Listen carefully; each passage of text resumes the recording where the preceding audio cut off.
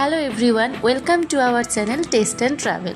তো আপনাদের সামনে নতুন আরেকটি ব্লগ নিয়ে চলে এসেছি। আমাদের আজকের প্ল্যান হচ্ছে দীঘা যাওয়া। অ্যাকচুয়ালি দীঘা আমার হোম টাউন। কিছু বিশেষ কাজের জন্য আজকে আমাদের ওখানে যেতে হবে। টোটাল জার্নিটা আমরা বাইকে করেই কমপ্লিট করব। টুকটাক ব্যাগ আমরা গুছিয়ে নিয়েছি। এই একটা ব্যাগই দেখতেই পাচ্ছেন আপনারা, আর ওর একটা ওই সাইড ব্যাগ, ওই দুটো নিয়েই আমরা যাব। দেখুন, আমাদের বাইকে সমস্ত লাগেজ বাঁধা হয়ে গেছে, আর যেটুকু আমার পিঠের ব্যাগ আছে ওটা আমি পিঠেই ক্যারি করে নেব। এবার ও বাইকে করে চলে যাচ্ছে, এগিয়ে যাচ্ছে একটু। তো আমাদের জার্নি স্টার্ট হয়ে গেছে। খয়রুল্লাহ চক থেকে আমরা বেরিয়ে পড়েছি। এটা হচ্ছে আমাদের ইউনিভার্সিটি রোড, ওই প্রাচীরটা হচ্ছে ইউনিভার্সিটির দেওয়াল। আমরা সেটা দিয়েই যাচ্ছি। একটু পরে আপনারা দেখতে পাচ্ছেন ইউনিভার্সিটির গেট, এটা ফার্স্ট গেটটা আমরা পেরোলাম। ইউনিভার্সিটি রোড হয়ে আমরা এখন রাঙামাটি ফ্লাইওভারে উঠে গেছি। জাস্ট আমরা মেদিনীপুরটা এবারেই ক্রস করব। ওই যে দেখতে পাচ্ছেন ওই গেটটাই হচ্ছে আমাদের পুরসভার গেট। জাস্ট আমরা ক্রস করে ধর্মাতে আমরা হাইওয়েতে উঠবো। হাইওয়েতে সোজা আমাদের টার্গেট থাকবে বেলদাতে একটা হল্ট করা। সেখানে আমাদের প্ল্যান হচ্ছে ব্রেকফাস্টটা করব আমরা। এবার আমরা আমতলা ঘাট ক্রস করব, এবং আমতলা ঘাট ক্রস করার পর আমরা আস্তে আস্তে কাঁসাই ব্রিজের ওপর দিয়ে যাব। এই যে কাঁসাই ব্রিজ চলে এসছে, মিদনাপুরের বিখ্যাত এটা কাঁসাই ব্রিজ। দেখে নিন আপনারা সবাই। সকালের জার্নি তো কাঁসাই ব্রিজে খুব ভালোই লাগছিল, ওয়েদারটাও খুব ভালো ছিল। আমরা মোহনপুরে একটা লেফট টার্নিং নিয়ে সোজা সেপাস দিয়ে আমরা যেটা হাইওয়ে ছিল সোজাসুজি বেলদা যাওয়ার, ওইটাতে আমরা উঠেছি।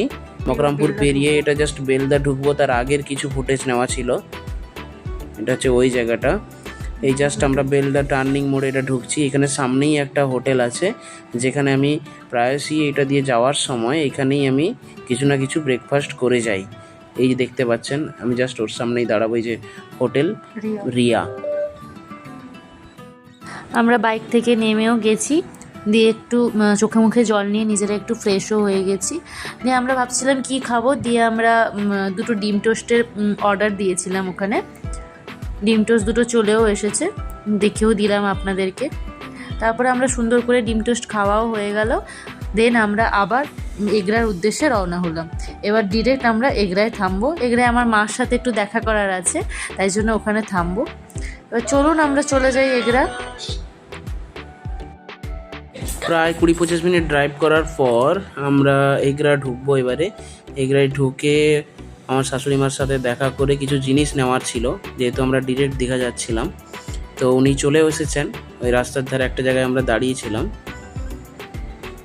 ফার্স্টে মাও চলে এসছে, এবং মা আর জামাইয়ের মধ্যে একটু কথাবার্তা হচ্ছিল। কি কথা বলছিল সেটা ওরাই জানে। যেরমটা হয়, অনেক দিন পরে মা মেয়ের দেখা হয়েছে, প্রায় 1-1.5 মাস পরে। এবার গল্পের শেষ নেই, এবার দেওয়া নেওয়া আদান প্রদানটা হয়ে যাচ্ছে। বেশ কিছু দরকারি জিনিসপত্র ছিল ওগুলাতে, ওটা আমি বলছি না এখন। যাই হোক, কী খাওয়াবো খুঁজে পাচ্ছিলাম না। সাইডেই ছিল ওদের এগরার খুব বিখ্যাত একটি দোকান, রেস্টুরেন্ট অ্যাকচুয়ালি, বং পিৎজা। তো ওখানে আমি গেলাম আইসক্রিমের খোঁজে। তো ওখানে সেরকম কিছু আইসক্রিম ছিল না, তো আমি মোটামুটি একটা আমুলের একটা আইসক্রিম নিয়ে চলে এসেছিলাম। এই যে আইসক্রিম খাওয়া শুরু হয়ে গেছে। বাড়িটা কাছাকাছি হলেও আমরা যাইনি, কারণ আমাদের ডিরেক্ট যেতে হতো খুব টাইমের মধ্যে। এই যে দেখতে পাচ্ছেন চ্যাম শুভদীপ, আমাদের বিয়ের পুরো প্রজেক্টটা ওরাই করেছিল। তো ওর কাছ থেকে কিছু ভিডিও ফুটেজ নেওয়ার ছিল, তাই ওর সাথে একটু দেখাও করে দিলাম। খুব ভালো কাজও করেছে। তোমরা যারা এগরায় থাকো অবশ্যই চিনে থাকবে। তো কারো যদি সামনে বিয়ে থেকে থাকে অবশ্যই চ্যামকে বুক করতে পারো। খুব ভালো মনেরও একটা মানুষ, আমাদের বেশ পছন্দ আর খুব কাছেরও মানুষ। যাই হোক, সব কাজ মোটামুটি হয়ে গেছে। শুভদীপও চলে গেছে, আর মাকে আমরা হাই হ্যালো করে বাই করে দিয়ে আমরা আবার বেরিয়ে পড়েছি। সোজা আমাদের টার্গেট হচ্ছে রাস্তায় কোথাও একটা টুকটাক একটা লাঞ্চ করে নিয়ে সোজা আমরা যেখানে স্টে করব লজে, ওইখানেই যাওয়ার। তারপর আমরা একটু রেস্ট নিয়ে আমাদের বিকেলের কাজকর্ম যত তাড়াতাড়ি শুরু করা যায় সেটাই দেখব। যাই হোক, এটা আমাদের রামনগর ক্রসিং। এইখানে একটা লোকাল ট্রেন পাস করছিল বলে আমরা একটু ওয়েট করে গেছিলাম। তারপর আমরা সোজা বেরিয়ে গেলাম। রামনগর হয়ে পেরিয়ে আমরা নিমতলা হাই স্কুল বলে একটা জায়গা আছে, সেখানে সামনে আমাদের একজন পরিচিত দাদার একটা হোটেল ছিল, সেই হোটেলে আমাদের একটু লাঞ্চ করার প্ল্যান ছিল। ও আমাদের বাঙালি একদম খাবার বানায়, সুন্দর, বেশ সুস্বাদু এবং ফ্রেশও। আমি অনেকবারই খেয়েছি, অনেকবার মানে যতবারই আমি দীঘা যাই এখানেই খেয়ে বাড়ি ফিরি। আমি যতই বাড়িতে রান্না হোক বা যাই হোক না কেন, কিছু না কিছু খেয়ে আমি এখান থেকে ফিরি। আর ইউজুয়ালি যখন আমরা বাড়িতে থাকতাম দাদার কাছে আমরা প্রায় চা খেতে আসতাম সকালবেলা, বিকেলবেলা টুকটাক এসে স্ন্যাক্স খেতাম। খুব ভালো খাবার বানায়। নিমতলা হাই স্কুলের সামনে সুরঞ্জনদার দোকান এটা। যাই হোক, খাওয়াটা আমাদের শুরু হয়ে গেছে। ও কেমন খাচ্ছে একটু দেখে নিন, আমার খাওয়াটা আমি দেখাচ্ছি না, একদম টপস। আমাদের খাওয়া দাওয়া হয়ে গেছে, এবার আমরা আবার হেলমেট দুটো পরে এবার একেবারে দীঘার উদ্দেশ্যে রওনা হয়েছি।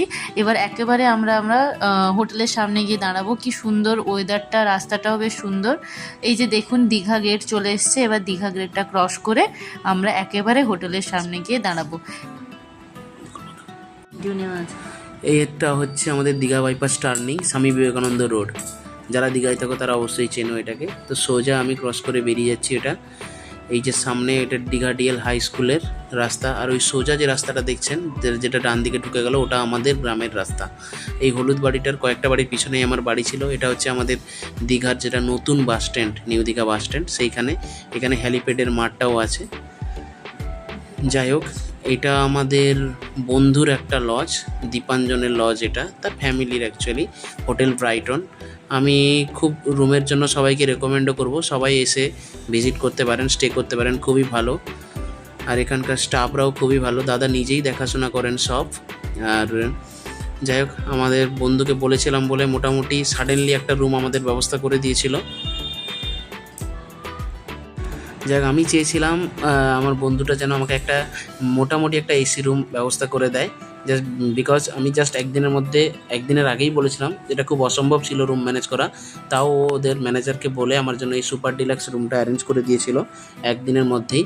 যাই হোক, রুমটা আপনারা দেখতেই পাচ্ছেন, খুবই সুন্দর সাজানো গোছানো এবং পরিষ্কার। ভিতরের সমস্ত কিছু জিনিসপত্রও দেখতে পাচ্ছেন, খুবই পরিষ্কার এই যে পরিচ্ছন্ন। আপনারা পুরো রুম ট্যুরটা একটু দেখে নিন। আমরা একটু শুয়েও গেছিলাম, এসে 1-1.5 ঘন্টা মতো একটু রেস্টও নিয়ে নিয়েছিলাম, কারণ সন্ধ্যায় আমাদের একটা কাজ আছে, সেটা আপনারা দেখতেও পাবেন এই ব্লগে। ফোনেও কিছু একটা আমি হয়তো করছিলাম, ও পুরো রুম ট্যুরটা আপনাদের দেখিয়ে দিচ্ছে, আপনারা একটু দেখে নিন। এই যে কত সুন্দর বেলকনিও ছিল আমাদের রুমে, বেলকনি থেকে গোটা ভিউটা দেখা যাচ্ছিল সামনে। তারপরে সন্ধ্যাবেলা আমার একটু বাড়িতে যাওয়ার ছিল, অ্যাকচুয়ালি আমার ভাই আর বৌমার সাথে দেখা করার ছিল, এই টুকটাক একটা ঘরে অনুষ্ঠানের পারপাসে। সেই জন্য আমি মোটামুটি তাড়াতাড়ি 1 মিনিটের মধ্যে রেডি হয়ে গেছি। ও 5 মিনিট বলে প্রায় আধা ঘন্টা লাগিয়ে দিল, তাও এখনও চুল আঁচড়ানো চলছে, দেখতেই পাচ্ছেন, যেটা হয় সমস্ত ফ্যামিলিতে। যাই হোক, শেষমেশ মোটামুটি একটু রেডি হয়ে নিয়ে আমরা বেরিয়ে গেছি। তো মার্কেটে কিছু ফলমূল টুল কিনছি, ওগুলা একটু কাজে লাগবে আমি বাড়ি যাব বলে, আর টুকটাক জিনিসপত্র নিয়ে নিচ্ছি। যাই হোক, শেষমেশ আমরা ঘরে পৌঁছে গেছি। এখানে কাকু কাকিমা, আমার 2 ভাই আর বৌমা থাকেন। এটা হচ্ছে পাশের বাড়ি একজন বাচ্চা, খুবই শান্তশিষ্ট একজন ছেলে। যাই হোক, যার কাছেই যাচ্ছে চুপচাপ বসে যাচ্ছিল। অ্যাকচুয়ালি এটা ছিল একটা সাধের অনুষ্ঠান। ওর যখন সাধ হয়েছিল, তো আমরা হায়দ্রাবাদে ছিলাম, তাই আমরা আসতে পারিনি। তাই আমরা মিদনাপুরে আসার পরে ছোট করে একটা সাধের অনুষ্ঠান করেছিলাম, ওটাই ছিল। সাধের অনুষ্ঠানে জানেনই তো যে বাচ্চা ছেলে মেয়েকে পাশে রেখে বসিয়ে খাওয়াতে হয়। তো আমি খাইয়ে দেওয়ার পর ও আমার যাকে খাইয়ে দিল। মোটামুটি 1-1.5 ঘন্টার মধ্যে সমস্ত রিচুয়ালটা শেষ করে আমরা সমুদ্র দেখার জন্য বেরিয়ে পড়লাম। যাই হোক, আমরা সেই আবার বাইপাস রোড হয়ে আবার আমরা চলে যাচ্ছি ওল্ড দীঘার উদ্দেশ্যে। ওল্ড দীঘায় একটু সি বিচে বসার আমাদের প্ল্যান ছিল, সেই মতো ওল্ড দীঘা আমাদের স্টেট ব্যাংকের কাছে যে বাস স্টপটি আছে, ওটা দিয়ে বাম দিকে বেঁকে আমি গাড়িটাকে দাঁড় করিয়ে ওইখানেই আমরা একটু বসছিলাম, একটু আধা ঘন্টা মতো সময় কাটাচ্ছিলাম। ভালোও লাগছিল, অনেক দিন পরে আমি সমুদ্র দেখছি। আর বেশ গোছানো জায়গাগুলোও, নতুন করে অনেক কিছু চেঞ্জ হয়েছে দীঘাতে। নিউ দীঘাতে মন্দির হওয়ার জন্য এইসব রাস্তাঘাটে পার্মানেন্টলি লাইটের ব্যবস্থা করা হয়েছে। যাই হোক, একটু পরেই আমরা জগন্নাথ ধাম দেখব, সন্ধ্যাবেলার লুকটা একটু দেখার জন্য যাচ্ছি। এই দেখে নিন রাইট সাইডে, এই যে রাইট সাইডে রয়েছে জগন্নাথ ধামের গেট, যা স্টেশনের কাছাকাছি এটাকে তৈরি করা হয়েছে। খুবই সুন্দর, সবাই এসে ভিজিট করতে পারেন নিউ দীঘা জগন্নাথ ধাম। তো এরপর সোজা আমরা হোটেল রুমে চলে গেছি এবং পরের দিন সকালে রিটার্ন করে গেছিলাম মিদনাপুরে। তো আজকের ব্লগটা এই পর্যন্তই, দেখা হচ্ছে next blog. Till then tata, bye bye, সবাই ভালো থাকবেন, সুস্থ থাকবেন।